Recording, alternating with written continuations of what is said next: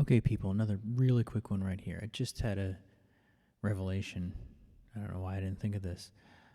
Instead of doing, here we gave this class exercise wrapper so that we could give this display flex. We don't need to do that at all. In Bootstrap, at least in the newer, I guess it's version 4 and 5, you can just say dflex, display flex, and then flex wrap, I think is what the two commands are. So by saving that, in theory, well, let's just double check something before we do that. Okay.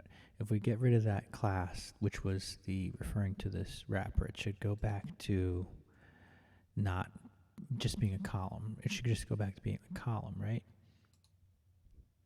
Good. So we know that currently needs this wrapper in order to do what we're going to do.